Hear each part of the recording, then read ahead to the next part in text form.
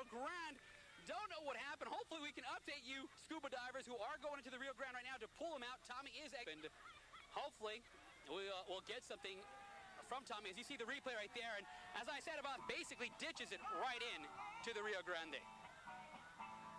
So we will be talking with Tom, Sunland Park Police, pulling him out of the river right now. Nice to see that he is okay. And here's a replay, one more, ditched himself right into the river. And I'm strictly going to speculate at this. I'm going for a heck of a ride. I thought I was going to do a spiral in midair and come down on my roof, but thank God I didn't, and I'm walking away. That's what was going through the mind of Tommy Pearson as he attempted the first ever international jump over the Rio Grande. After weeks of anticipation and 2 canceled events, hundreds of fans on the banks of Mexico applauded his efforts. Pearson says he considers this a success because Guinness says only the front part of his car has to be on the banks of the Mexican side of the river.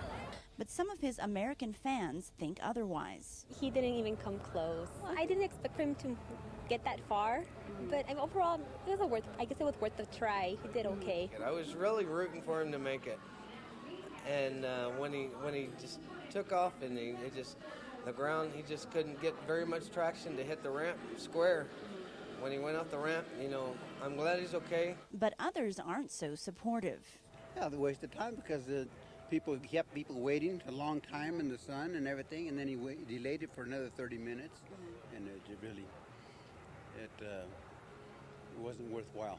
Pearson admits the jump was risky, but he thinks it was worth it, and he only walked away with some sore muscles. I didn't know exactly where I was there for a minute, and when they started yelling at me and the paramedics was up there, or the fire department, I realized then I was all right.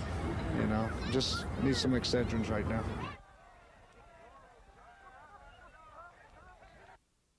Mighty Rio Grande, mighty shallow, and mighty muddy. Perhaps the only thing as unclear as the water in this part of the river is the motivation of one Tommy Pearson, who is still chasing his dream of jumping a car across this international boundary. There's been a couple of times in the car I take a couple of practice runs and I go back and turn around and I'm like, what the heck am I doing? Tommy, this is a very difficult and dangerous way to make a living. Have you ever considered another line of work, like salesman or rodeo clown? I've considered other worked other jobs, but this one is more, I guess, because of the challenge, the thrill, and the excitement, and seeing the fans afterwards. Your career in recent years has been dotted, nay, dominated with disappointment. There was failed attempts at records in Florida, Arizona, then there was the attempt to jump Jackass Canyon that also ended in disappointment. What keeps you coming back? The challenge, and when I fell at a stunt or fall short, I want to come back and make it bigger. There's been 2 cancellations to jump the river, then of course the failed attempt 2 years ago. What keeps bringing you back to the border? Because I know we can do it, and El Paso has been such a great city. All right, show me what we're in for this weekend. Let's make a river here. This is the U.S., and that's Mexico over there. We're coming along the bank right here, just a little angle. We hit the takeoff ramp, and we go over and we land in Mexico. And what have you built like here? Is there any safety precautions that you've taken in the river? Nothing.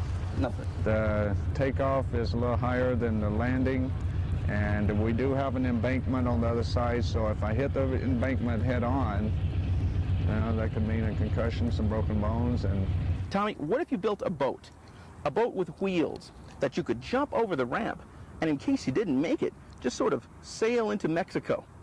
No, I enjoy jumping with cars.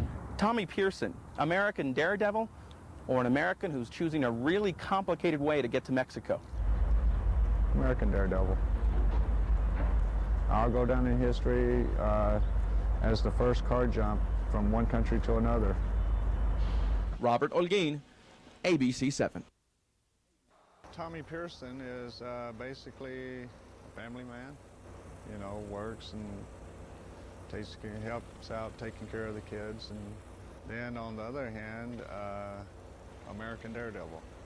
Honestly, when I was growing up, I used to love jumping bicycles, and then I got a motorcycle at the age of 15, started jumping with it and breaking bones. When we first got together, I thought it was just a little off-the-wall thing.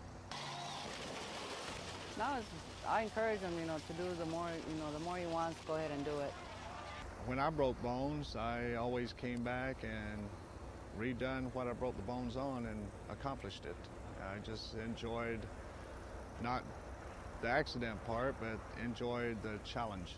What we're gonna do is we're gonna put these mechanical brake releases. Okay. So what it'll do is it'll release the brakes. Countries can come together and work together, not just on events, but to stop terrorism, and that's why we named this one the International Freedom Jump. My wife's from El Paso, and I saw the Rio Grande, and I was like, that's it. Hopefully one of my sons can take over and continue on where I leave off, and hopefully break a lot of my records.